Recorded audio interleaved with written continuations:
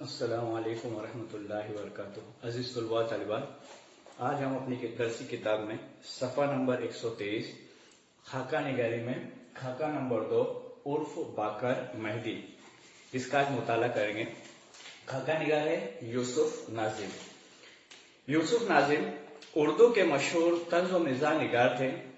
وہ 18 نومبر 1918 عیسوی کو جالنہ میں پیدا ہوئے۔ انہوں نے جامعہ عثمانیہ حیدرآباد سے ایم اے کی ڈگری حاصل کی۔ اب یوسف ناظم جو ہے انہوں نے جامعہ عثمانیہ حیدرآباد کی جو یونیورسٹی ہے اس سے انہوں نے ایم اے کی ڈگری حاصل کی۔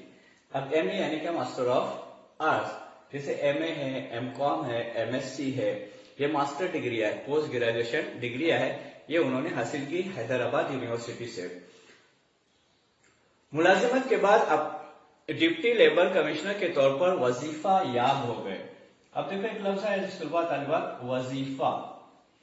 اب وظیفہ کے معنی، اب جیسے یہ لیبر کمشنر تھے، اس کے لیے ان کی زبان میں وظیفہ یعنی جس کو ہم لوگ پینشن کہیں گے۔ اگر اسٹوڈنٹ کے بارے میں کہا جاتا ہے کہ اس کو وظیفہ ملتا ہے تو اس کو اسکالرشپ کہیں گے۔ دیندار لوگ یا پھر ہم اپنا عام طور پر اپنا جو معمول رہتا ہے، صبح اٹھنے کے بعد رات میں سونے سے پہلے جو ہم اذکار پڑھتے ہیں یا وظیفہ پڑھتے ہیں، جس کو ہم لوگ تسبیحات کہیں گے، سورہ ملک ہے، سورہ سجدہ وغیرہ ہے، ایسی سورتوں کی تلاوت کرتے ہیں، تو روزمرہ کا جو معمول رہتا ہے اسے بھی وظیفہ کہا جاتا ہے۔ تو یہ وظیفہ یاب ہو گئے، یہاں مراد کیا آئے گا کہ ان کو پینشن ملی، وہ سبکدوش ہو گئے۔ انہوں نے کئی اخبارات و رسائل میں کالم لکھے۔ ان کے مضامین اور کالم طنز اور شگفتگی کا حسین امتزاج پیش کرتے ہیں۔ امتزاج کے معنی آتے ہیں ملاوٹ کے، امتزاج کے معنی آتے ہیں ملاوٹ کے۔ پھر اس کے بعد ان کا اسلوب نگارش دلچسپ اور سلجھا ہوا تھا۔ اب ہم لوگ بارہا کئی مرتبہ یہ لفظ ہماری کتاب میں تقریباً ہر سبق میں یہ لفظ آتا ہے اسلوب۔ اسلوب کے معنی ہوتے ہیں طریقہ، جس کو ہم ڈھنگ کہیں گے، انداز کہیں گے، یا پھر اس کو اسٹائل کہیں گے یا طریقہ کہیں گے۔ تو ان کا لکھنے کا انداز بالکل سلجھا ہوا تھا۔ پھر اسی کے ساتھ کیف و کم، فٹ نوٹ، فقط، بالکیات وغیرہ ان کے مضامین کے مجموعے ہیں۔ ان کی کتابیں پلک نہ مارو بچوں کے لیے لکھے گئے دلچسپ مضامین کا مجموعہ ہے۔ یوسف ناظم ممبئی میں قیام پذیر تھے۔ وہیں 23 جولائی 2009 عیسوی کو ان کا انتقال ہوا، یعنی ممبئی میں آ کر بسے تھے، وہیں پہ انہوں نے اپنی ادبی جو زندگی تھی اس کو آگے بڑھایا۔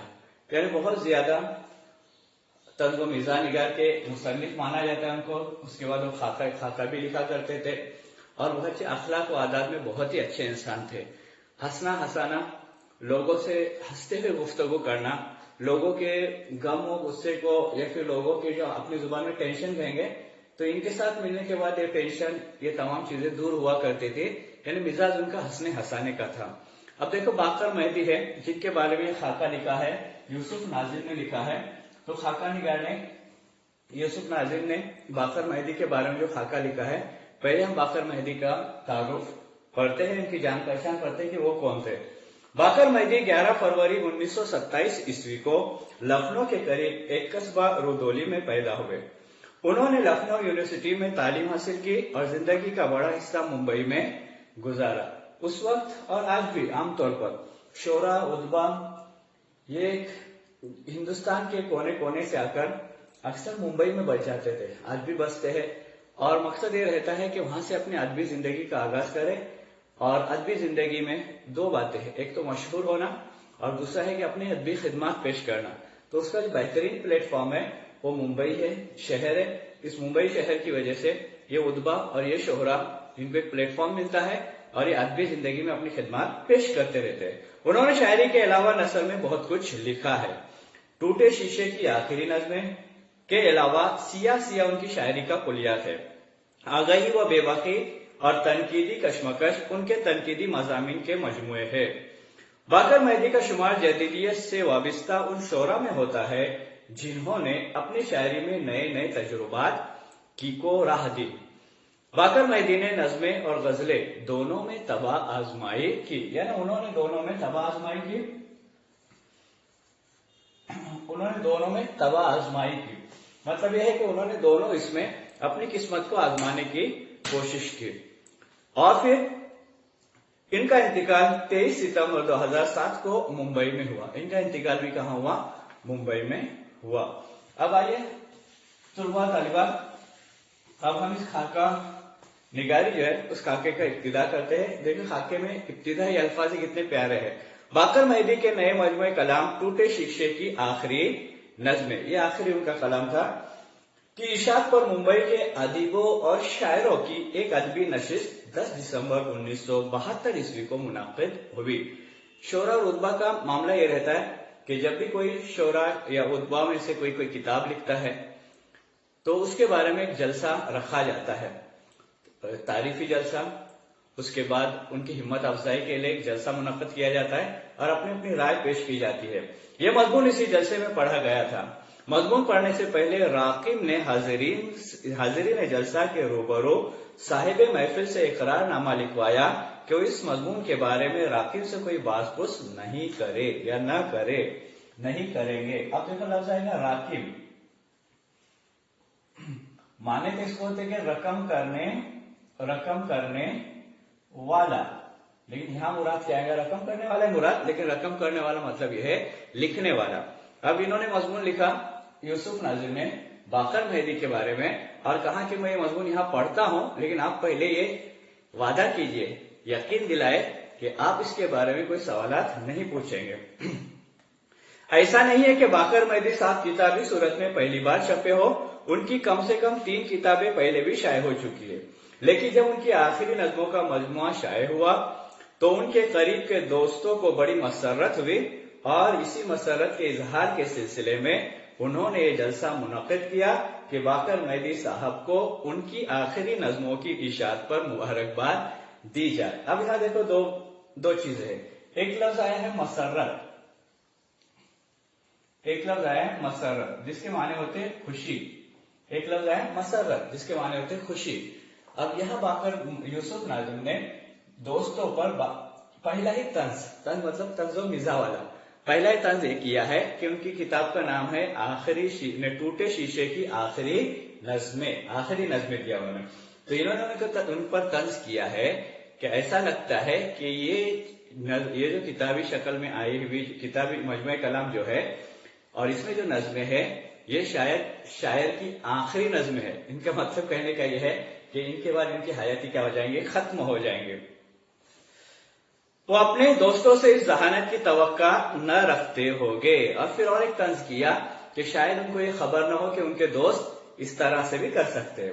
بہرحال مجھے بھی اس خوشی میں شریک ہونا تھا، اس لیے میں بھی ان کی خدمت میں نذرانہ عقیدت لے کر حاضر ہوا ہوں، اور آپ جانتے ہیں کہ آج کل کے زمانے میں عقیدت کا حقیقت سے کوئی تعلق نہیں ہوتا۔ یہاں اور ایک طنز انہوں نے کیا کہ جو انسان کی محبت ہوتی ہے اس محبت کا آج کی دنیا میں حقیقت سے کوئی تعلق نہیں ہوتا، مطلب جو محبتیں آپس میں دکھائی جاتی ہے وہ محبتیں یہاں فرضی ہوتی ہے یا تو پھر مطلبی ہوا کرتی ہے۔ باقر مہدی شاعر ہے، نقاد ہے، مقرر ہے۔ اب نقاد کہتے ہیں تنقید کرنے والے کو، اور مقرر کہا جاتا ہے تقریر کرنے والے کو۔ تو یہ تقریر بھی کرتے تھے، تنقید بھی کرتے تھے، اور اسی کے ساتھ سب سے بڑی بات تھی کہ وہ شاعر بھی تھے، لیکن اپنے غیر مقبول مضمون میں ان کی شاعرانہ صلاحیتوں اور تنقیدی شعور کے بارے میں میرا کچھ عرض کرنا سراسر ناانصافی ہوگا۔ یوں ناانصافی سے باقر مہدی صاحب کو بڑا شغف رہا ہے، لیکن مجھے ان کی صحبت کا فیض حاصل ہونے کے باوجود ناانصافی کی مشق نہیں ہوئی ہے، اس لیے میں اس سے احترازی کروں گا اور صرف ان کی شخصیت کے بارے میں رفع عام کی خاطر کچھ عرض کروں گا۔ اب یہاں دیکھو ایک لفظ انہوں نے استعمال کیا ہے، لفظ ہے فیض۔ اب فیض کے معنی ہوتے ہیں فائدہ، تو انہوں نے کہا کہ میں ان کے ساتھ رہا، ان سے نفع حاصل کرنے کی کوشش کی، لیکن میں کچھ نفع حاصل نہیں کر سکا، لیکن میں ان کی ذات کے بارے میں اور ان کی صفات کے بارے میں یہاں مختصر طور پر آپ لوگوں کے سامنے کچھ نہ کچھ پیش کرنے کی کیا کروں گا، کوشش کروں گا. لیکن ان تمام چیزوں سے میرا متفق ہونا ضروری نہیں، اس سے میرا متفق ہونا ضروری نہیں ہے. خود اپنے آپ سے متفق نہ ہونے کا فن میں نے صاحب موصوف سے سیکھا ہے. یعنی اور ایک طنز انہوں نے کیا کہ باقر مہدی جب خود اپنے آپ سے متفق نہیں تھے تو میں اپنی اپنی باتوں سے کیوں متفق رہ جاؤں. موصوف اپنے آپ سے بھی متفق نہیں ہوا کرتے. اختلاف رائے کی یہ منزل تنقید کے میدان میں آخری منزل سمجھی جاتی ہے. باقر مہدی کو اس منزل پر پہنچتے ہوئے مدت ہو گئی. یعنی ادھر بتانے کی کوشش کی ہے کہ ہر چیز میں اختلاف رائے ہوتا ہے، یعنی جو پیش کیا جاتا ہے اس کے بارے میں اختلاف کیا جاتا ہے، اور یہ آخری منزل تنقید کی ہوا کرتی ہے. لیکن باقر مہدی تو پہلے ہی اس منزل پر پہنچ چکے تھے. یہ کوئی افواہ نہیں بلکہ ناقابل تردید حقیقت ہے کہ باقر مہدی صاحب بھی رودولی جیسے مردم خیز علاقے میں پیدا ہوئے. اس علاقے کا نام بتایا جا رہا ہے جس علاقے میں یہ پیدا ہوئے، اور کہا جاتا ہے کہ وہاں آبادی زیادہ تھی اور اسی آبادی گنجان آبادی میں ان کی پیدائش ہوئی ہے، پرورش وہیں ہوئی ہے. نقادوں کو یوں بھی قدرت کی طرف سے کھلی اجازت ہے کہ وہ جہاں چاہے پیدا ہو سکتے ہیں. اب وہاں اور ایک تنقید مطلب طنز ہے، یہ تنقید نہیں ہے، ایک ہلکا اشارہ ہے کہ اللہ تعالیٰ نے جہاں چاہے ان کو پیدائش کے لیے کہاں گیا. مطلب یہاں کہنے کا مطلب یہ ہے کہ نقاد یہ ایسے ہوتے ہیں کہ جہاں بھی جائیں گے اپنا تنقید کا قلم روکتے نہیں بلکہ اس سے کچھ نہ کچھ نشتر لگاتے رہتے ہیں. تو یہاں ان کا کہنے کا مطلب ہے کہ ان کو آزادی ہے دنیا کے کسی بھی علاقے میں جہاں چاہے وہاں یعنی پیدا ہو، پرورش ہو ان کی. باقر مہدی کی ولادت سے ان کے وطن معلوف کو ایک فائدہ یہ ہوا کہ ان کے بعد پھر کسی خانقاہ کی ہمت نہیں ہوئی کہ وہ رودولی میں پیدا ہو. اب وہ علاقے کا نام لے کر کہہ لے کہ جس علاقے میں پیدا ہوئے، پھر اس کے بعد کسی شخص نے یعنی کسی نقاد نے، تنقید کرنے والے نے یہ ہمت نہیں کہ اس علاقے میں پیدا ہو. اب یہاں ایک طنز یہ ہے کہ یہ خود ہی نقاد اتنے بہتر ہے اور اتنی زیادہ تنقید کرتے ہیں کہ اس کے بعد کوئی تنقید نگار اس علاقے میں پیدا نہ ہو پایا، نہیں ہوا. باقر مہدی نے لکھنؤ میں تعلیم پائی. جو کچھ انہوں نے پایا اسے تعلیم ہی کہا جا سکتا ہے. جب بھی کوئی شخص لکھنؤ کے تکلف اور وہاں کے آداب اور تکلفات کا ذکر کرتا ہے میں باقر مہدی صاحب کے حوالے سے ان کی تردید کرتا ہوں. جب بھی مجھے کوئی لکھنؤ کے بارے میں کوئی پوچھتا ہے تو میں کچھ اس کے بارے میں نہیں کہتا ہوں، ڈائریکٹ باقر مہدی کا نام لیتا ہوں اور مجھے اطمینان ہو جاتا ہے کہ جو پوچھنا چاہتا ہے وہ تمام چیزیں باقر مہدی کے پاس موجود ہے، باقر مہدی کی زندگی میں موجود ہے. وہاں کے آداب اور تکلفات میں باقر مہدی صاحب کے حوالے سے ان کی تردید کرتا ہوں کہ ہاں یہ جو آپ بتا رہے ہیں یہ چیزیں سب ان میں موجود ہے. یعنی ان کا علاقے کا نام لیا جائے یا ان کا لیا جائے برابر ہے. اور وہ شخص بالکل مطمئن ہو جاتا، سامنے والا بھی یہ سن کر خاموش ہو جاتا ہے کہ نہیں یہ جو کہہ رہے ہیں یہ حوالے کے ساتھ بات ہے اور اس میں کوئی بھی دو رائے نہیں ہے. باقر مہدی کی شخصیت کا یہ پہلو بڑا تابناک ہے. یعنی ان کی زندگی کا یہ جو پہلو ہے، یہ جو حصہ ہے، یہ جو خوبی ہے وہ بہت روشن ہے. یعنی عام لوگ بھی اس کو پرکھ سکتے ہیں یا محسوس کر سکتے ہیں. اور اگر چار نہیں تو کم سے کم 3 دانگ عالم میں ضرور مشہور ہے. یعنی اگر چاروں اور یا چاروں طرف اگر ان کی یہ شہرت، یہ مقبولیت اگر نہ بھی ہو تب بھی کوئی بات نہیں، لیکن تقریباً 3/3 یا پھر تو کہیں گے اس کے 75% تو یہ بات مشہور ہے. اور باقر مہدی اسی نام سے یا اسی خوبی سے پورے علاقوں میں چھائے ہوئے ہیں یا ان کو لوگ پہچانتے ہیں. عزیز طلباء طالبات، اس کا اگلا حصہ انشاءاللہ آئندہ لیکچر میں کیا جائے گا. السلام علیکم ورحمۃ اللہ.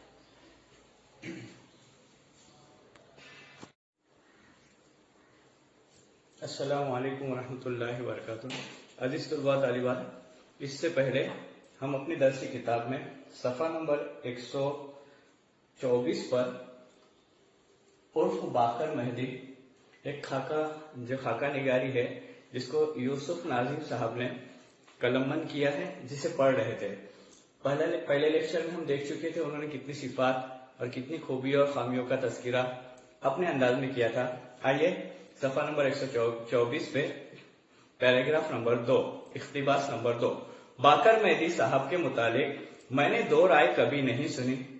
پورا ہندوستان یعنی غیر منقسم ہندوستان اس بات پر متفق ہے کہ باقر مہدی جتنے عالم ہیں اس سے زیادہ ظالم ہے. اب ان کی خوبیوں کو اور خامیوں کو ایک الگ پیرا میں بیان کر رہے ہیں. اب دیکھو ظلم جو کرتا ہے اسے ظالم کہتے ہیں، جو ظلم سہتا ہے اسے مظلوم کہتے ہیں. اس سے پہلے بھی ہم دیکھ چکے ہیں کہ جو قتل کرتا ہے ہم اسے قاتل کہتے ہیں، اور جو قتل کا شکار ہو جاتا ہے یعنی جس کا قتل کیا جاتا ہے اسے ہم مقتول کہتے ہیں، اور جو علم حاصل کرتا ہے ہم اسے عالم کہتے ہیں. تو یہاں پہ تو کہہ رہے کہ وہ جتنے عالم ہے، علم رکھنے والے ہیں، اس سے زیادہ ظالم ہے. ان کی بے باکی کی داستانیں چمن میں ہر طرف بکھری پڑی ہے. یہاں چمن سے مراد ہے ملک، اپنا علاقہ. پھر اسی کے بعد ان کی بے باکی کی معمولی بے باکی نہیں جس کا دعویٰ بہت سے لوگ کرتے ہیں. ان کی بے باکی اور صفاکی میں ذرا سا ہی فرق ہے.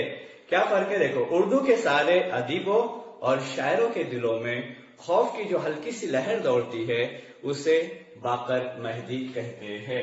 اب باقر مہدی چونکہ نقاد تھے، کیا تھے وہ؟ نقاد تھے، تنقید کرنے والے تھے.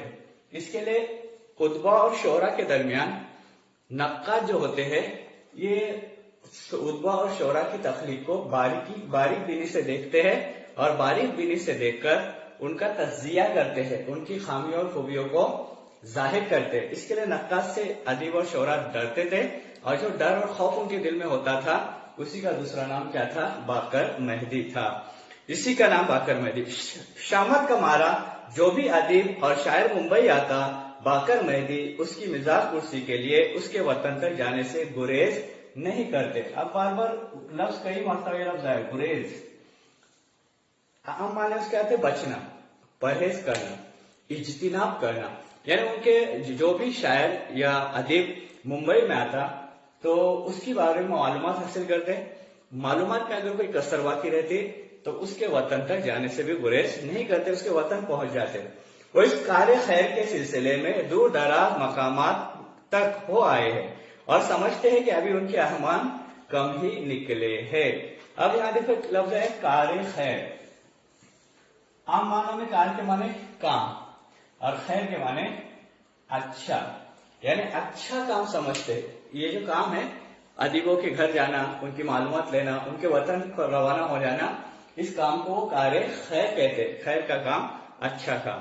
اب یہ تمام چیزیں کرنے کے بعد بھی ان کے ارمان پورے نہیں ہوئے. ابھی اشارہ ہے اس طرف جو اللہ معاف کرنا غالب کا شعر، ہزاروں خواہش ایسی کہ ہر خواہش پہ دم نکلے، بہت نکلے میرے ارمان لیکن پھر بھی کم نکلے. غالباً 2 سال ہوئے کہ لندن یونیورسٹی کے اردو کے پروفیسر رالف رسل غلطی سے ممبئی آ گئے. ان کی آمد سے متعلق باقر مہدی صاحب کے ایک دوست خورشید الاسلام نے انہیں خط لکھا کہ رالف رسل میرے اچھے دوست ہیں، تم سے ملنے کے لیے آئیں گے، خدا کے لیے ان سے لڑنا مت. اب ان کی عام عادت تھی ایک دوسرے سے لڑتے تھے. مطلب یہاں لڑنا مراد یہ ہے کہ ادیب اور شعرا یا ادبی جو لڑائی ہوتی ہے وہ صرف زبان سے ہوتی، ہاتھوں سے نہیں ہوتی. تو اس کو کہیں گے بحث کرنا. لڑنا یعنی ہم مراد آئے گا بحث کرنا. تو لندن میں اردو یونیورسٹی میں جو پروفیسر پڑھاتے تھے جن کا نام رالف رسل تھا اور ہندوستان میں کئی مرتبہ آ چکے ہیں، تو ان کے بارے میں کہا گیا کہ آپ کو ملنے کے لیے آئیں گے. ان کے دوست خورشید الاسلام نے کہا تو ان سے مت لڑنا. افسوس، صد افسوس کہ خورشید الاسلام کا ایک خط باقر مہدی کو 3 بجے ملا، جبکہ 1 بجے تک وہ رالف رسل سے لڑ کر فارغ ہو چکے تھے. یعنی ان کو خط روانہ کیا گیا، لیکن معاملہ یہ ہوا کہ یہ خط دیر سے پہنچا اور اس سے پہلے جا کر باقر مہدی صاحب خود ان سے لڑ کر آ چکے تھے مطلب بحث و مباحثہ کر چکے تھے. اس واقعے کے راوی باقر مہدی ہے. راوی روایت کرنے والے، یہاں مراد آئے گا بیان کرنے والے. بیان مطلب کوئی نقل کرنے والے، اس بات کو بتانے والے. تو یہ جو واقعہ ہے ان کو یوسف ناظم کو باقر مہدی نے خود بتایا تھا. پھر اس کے بعد مجھے یقین ہے کہ بات یہی ختم نہیں ہوئی ہوگی. اس کے بعد وہ یقیناً خورشید الاسلام سے لڑے ہوگے کہ انہوں نے خط ٹھیک وقت پر کیوں نہیں بھیجا، کیونکہ فطرت میں تھا، سرشت میں داخل تھا بحث و مباحثہ کرنا. اس کے لیے ان سے تو مباحثہ کیے لیکن خاموش نہیں رہے بلکہ اپنے دوست سے بھی کیے ہوں گے. باقر مہدی صاحب کو پہلی مرتبہ میں نے جگر مراد آبادی مرحوم کے تعزیتی جلسے میں تقریر کرتے سنا تھا. جگر مراد آبادی کے مرنے میں کچھ کسر باقی رہ گئی تھی، باقر مہدی صاحب نے اپنی تقریر سے پوری کر دی. اب کوئی انتقال ہو جاتا ہے، ادب بڑا آدمی، یہاں تو ادبی معاملہ ہے، تو ادب میں جب بھی کوئی انتقال ہو جاتا ہے ادیب یا شعراء کرام یا ادیب، तो उनकी ताजियती नशिस्त रखी जाती है। तो उनकी ताजियती नशिस्त में इन्होंने अपनी तकरीर की, क्योंकि नक्कात थे और नक्कात क्या करते, जहां भी मौका मिले तो इस्लाह का पहलू या तनकीदी नुक्ते नजर से कोई न कोई बात कह देते। बाकर मेहदी साहब रिवायत शिकन आदमी है, इतने रिवायत शिकन के उनकी पेशानी हमेशा शिकन आलूद रहती है। यूं भी नक्कात को तनकीद का दामन कभी नहीं छोड़ना चाहिए, चाहे मौका ताजियत का हो या तहनीयत का। कोई खुशी का मौका होता है तो उस वक्त जो जलसे का इनिकाद किया जाता है उसको तहनीयत कहते हैं, और कोई गम का मौका हो और उस वक्त जो जलसे का इनिकाद किया जाता है उसे ताजियती जलसा कहते हैं। तो ये मौका देखते थे, चाहे वो ताजियत का हो या तहनीयत का, अपने नश्तर मतलब नक्कात के एतबार से पेश आने वाले जो चीजें होती थी उसको जरूर बयान करते। बाकर मेहदी साहब मुझ पर बहुत मेहरबान रहे हैं, और इसकी वजह सिर्फ यह है कि वो बाइल्म आदमी है और मैं लाइल्म आदमी हूँ। बाइल्म इल्म वाला, लाइल्म जिसे कुछ इल्म न हो, और लाइल्म वो एजरा पाउंड का जिक्र करते हैं। तो मैं पूछता हूँ किस मुल्क का सिक्का है? वो एजरा पाउंड, ये शायर थे, तो वो इसकी शायरी का जिक्र करते हैं। तो मुझे पूछना पड़ता है कि आजरा कहाँ की रहने वाली हो? नाम था एजरा पाउंड, लेकिन अगर हम उसको आजरा कहेंगे तो मुराद ये आ जाएगा कि नाम आ जाएगा, इसम आ जाएगा। इसलिए मुझ जैसे लाइल्म शख्स से इख्तिलाफ राय का सवाल ही पैदा नहीं होता। यानी इन दोनों की इसलिए बनती थी कि कभी वो आपस में एक दूसरे से इख्तिलाफ राय नहीं करते थे, यानी राय की मुखालिफत नहीं करते थे। इसके लिए 10-20 सीढ़ियां नीचे उतरनी पड़ती है, और ये काम बाकर मेहदी नहीं कर सकते। यानी हमेशा देखा जाता है कि हमें कुछ चीज हासिल करना है तो हमको ऊंचाई से नीचाई की तरफ आना चाहिए, और आकर वो चीज हासिल करना चाहिए, मतलब अपनी जात को मिटाना चाहिए। फिर बाकर मेहदी इल्म के बुलंदी पर है जहां खुद इल्म को पहुंचने में अभी देर है, यानी इल्म की चोटी तक पहुंच चुके हैं जहां इल्म अभी तक नहीं पहुंचा। इसका मतलब यह है कि इल्म उन्होंने हासिल किया है और ये समझ बैठे हैं कि इनकी तरह किसी को इल्म नहीं है।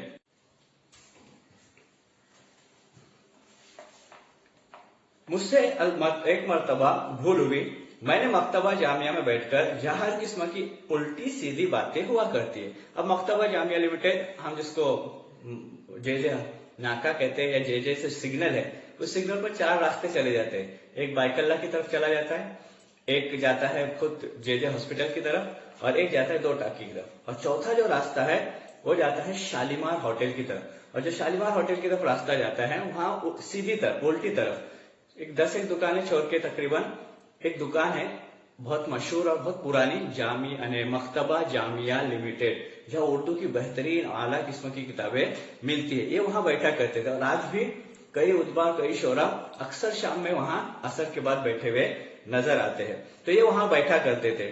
उल्टी इसलिए कि बाकर मेहदी साहब वहीं बैठते हैं। अब उसको उल्टी इसलिए कहा गया कि बाकर मेहदी साहब खुद वहीं पे बैठते थे, मतलब वहां बैठकर क्या करते थे, बातें करते थे। किसी दिन ये कह दिया कि मैं बाकर मेहदी के अशार को मंजूम करने की कोशिश कर रहा हूं।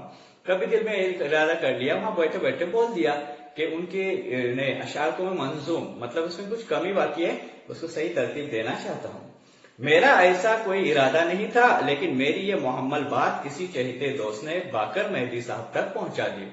यानी मैंने कोई ऐसा इरादा नहीं किया था, इरादतन तो बात नहीं थी, मैंने आम ऐसा ही कह दिया था, लेकिन किसी ने, उनके जो खास चाहने वाले थे, उन्होंने उन तक ये बात पहुंचा दी।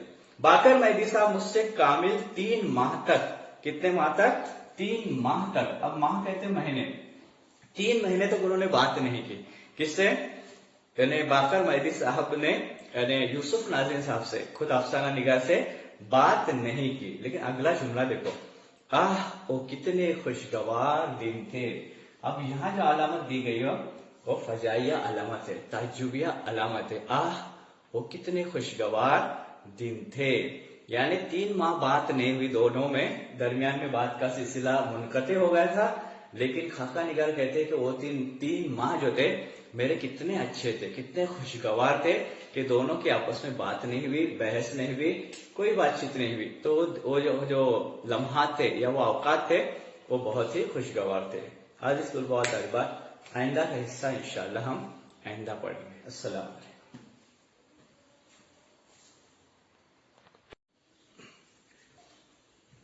السلام علیکم ورحمۃ اللہ وبرکاتہ.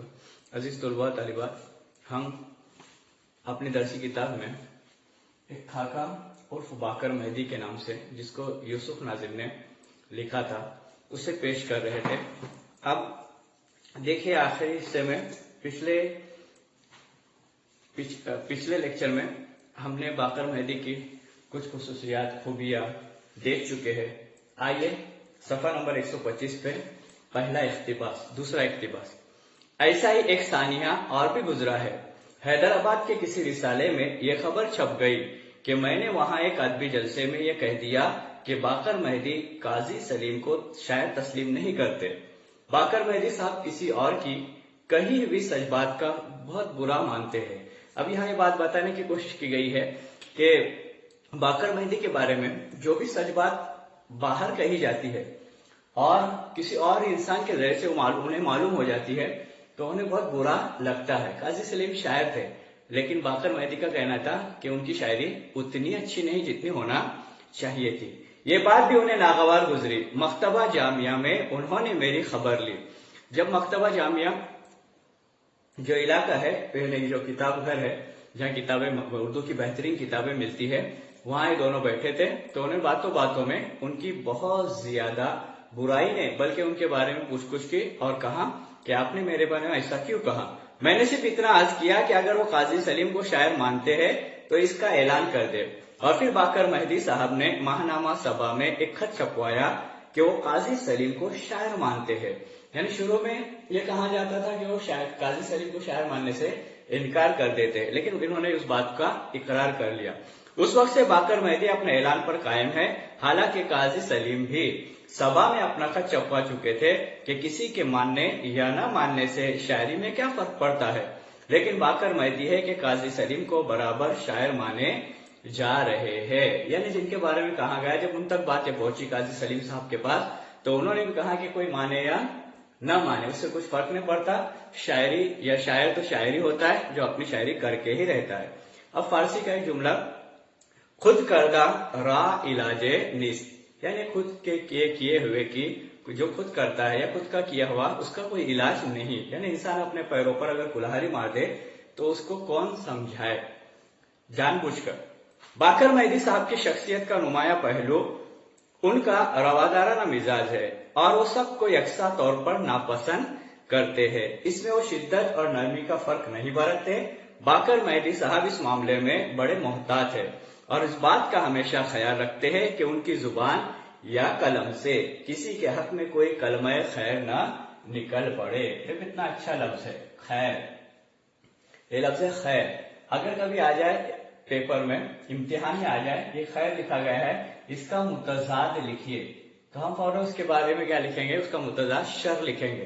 خیر یعنی بھلائی، شر یعنی برائی. کلمہ خیر یعنی ایسا کوئی جملہ جو کلمہ خیر کا اچھا جملہ کبھی کسی کے بارے میں نہیں کہا کرتے تھے. اتنا محتاط آدمی ہمیں تو کیا باقر مہدی کو بھی آئینے میں نہیں ملے گا.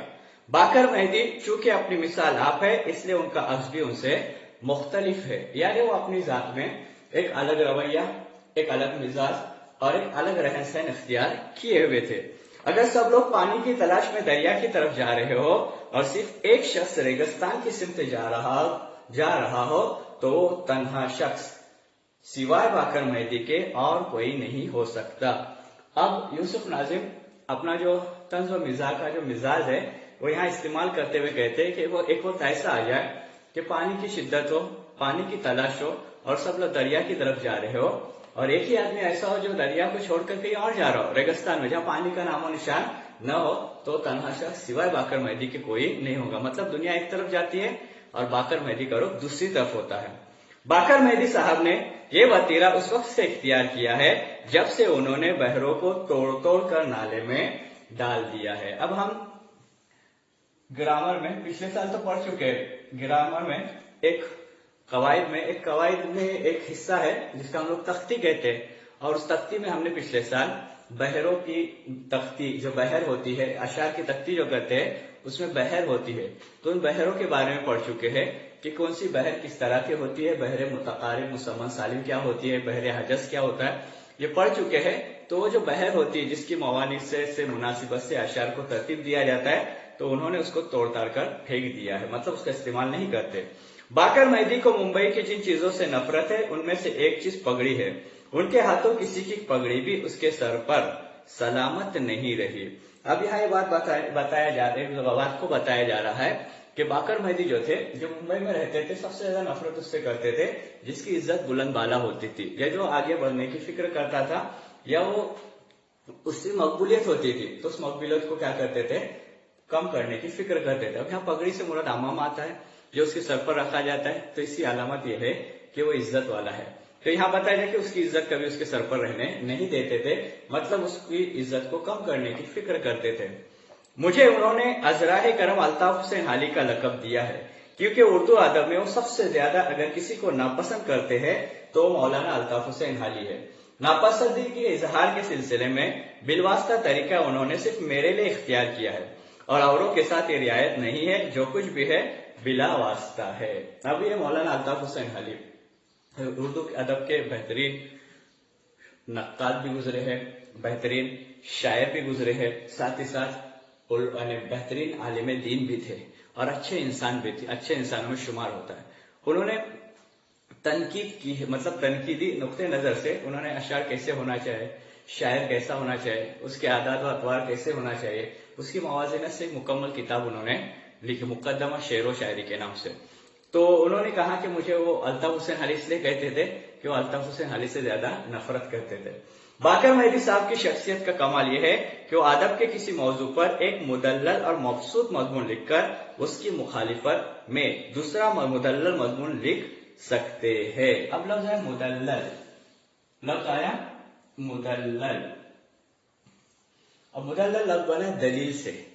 اب دلیل اس کو کہتے ہیں جس کو ہم لوگ انگریزی میں پروف کہتے ہیں، کہ کوئی چیز پیش کی جائے تو اسی کے ساتھ اس کا پروف دیا جائے، دلیل دی جائے۔ تو ان کا کہنا یہ ہے کہ کسی ایک موضوع پر وہ موافقت میں بات کریں گے اور اسی محفل میں بیٹھے بیٹھے اسی مضمون پر مخالفت میں بھی بات کر سکتے ہیں۔ اس کے بعد وہ ایک ہی محفل میں ایک ہی موضوع کی تائید اور مخالفت میں گھنٹوں بول سکتے ہیں۔ باقر مہدی ڈائلاگ اور مونولاگ دونوں کے ماہر ہیں اور یہ عجیب بات ہے کہ ان کی یہ دونوں چیزیں بے لاگ ہوتی ہے۔ اچھا ہوا کہ باقر مہدی صاحب نے وکالت کے پیشے سے شوق نہیں فرمایا۔ اب ان کی جو الگ الگ خصوصیات تھی، برائیاں تو نہیں تھی لیکن ایک خصوصیت تھی، تو اس کو برائیوں میں ایسے تبدیل کر کے اس کو طنز و مزاح کے ایک انداز کہتے ہیں، اس انداز میں بتایا جا رہا ہے کہ باقر مہدی نے بہت سے الگ عجیب و غریب و کام کیے، لیکن اللہ کا شکر یہ کہہ رہے کہ انہوں نے وکالت نہیں کی۔ اگر وکالت کرتے تو کتنا انجام برا ہوتا، یہ انجام وہاں بتانے کی کوشش کی ہے کس نے؟ یوسف ناظم صاحب نے اپنے خاکے میں۔ کیا بتا رہے دیکھو، ورنہ معلوم نہیں کہ ان کی وکالت سے کتنے بے گناہ پھانسی پر چڑھ جاتے جن میں خود ان کے موکل بھی شریک ہوتے۔ یعنی اگر یہ وکالت کا پیشہ اختیار کرتے، کیونکہ ان کے مزاج میں کیا تھا، مخالفت بھی اور موافقت بھی، اور ایک ہی وقت میں ایک ہی موضوع پر موافقت بھی کہتے تھے اور مخالفت میں بھی بات کرتے تھے۔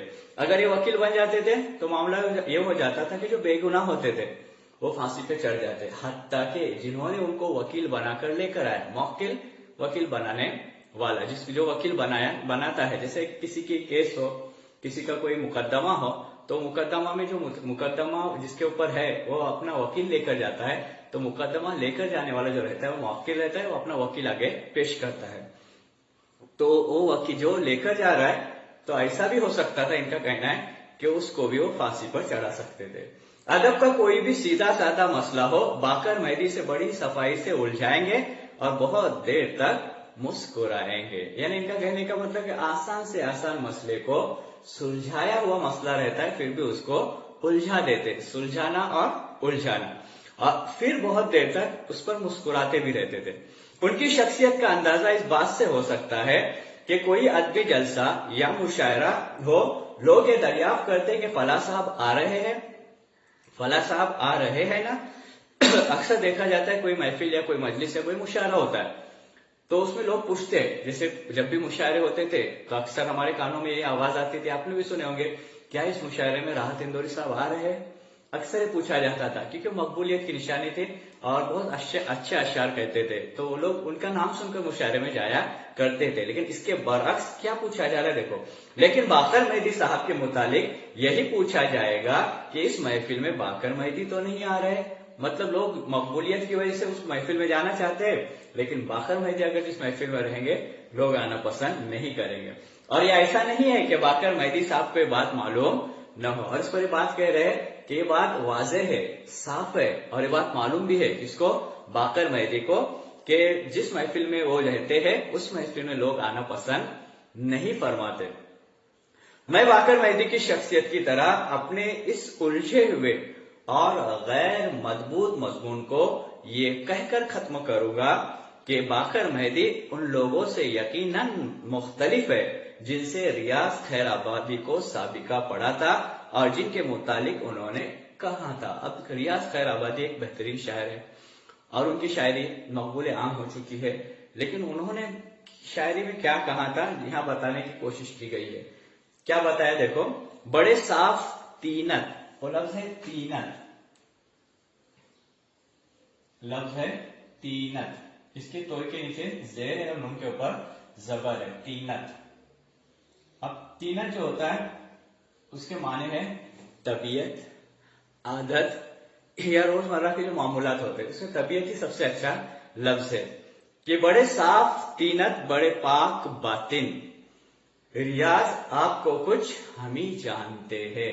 یعنی کچھ لوگ ایسے ہوتے ہیں جن کو دنیا نہیں جانتی، لیکن جو لوگ ان کے ساتھ میں رہتے ہمیشہ وہ لوگ ان کو بہت قریب سے جانتے ہیں۔ دنیا اگر ان کے بارے میں کہتی کہ بھلا آدمی ہے، بہت اچھا آدمی ہے، خیر خواہ آدمی ہے، لیکن جو ہمیشہ ساتھ میں رہتا ہے وہی جانتا ہے وہ کتنا اچھا آدمی ہے یا کتنا برا آدمی ہے۔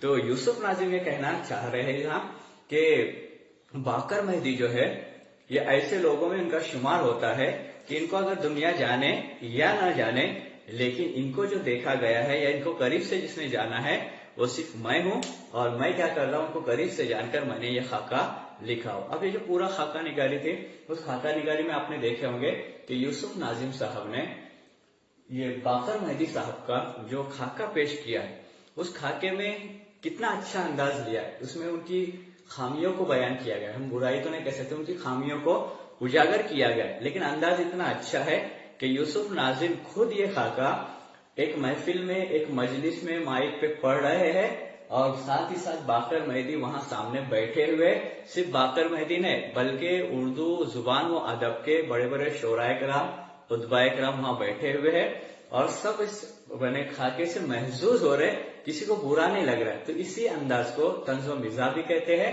اور خاکہ نگاری کا بہترین عمدہ نمونہ بھی کہا جاتا ہے۔ تو عزیز طلباء طالبات، یہ خاکہ نگاری کا عمدہ نمونہ ہم نے دیکھا جس میں کتنی اچھائی کے ساتھ، کتنی بہترین عمدہ انداز کے ساتھ یوسف ناظم صاحب نے باقر مہدی کے خاکے کو ہمارے سامنے پیش کیا۔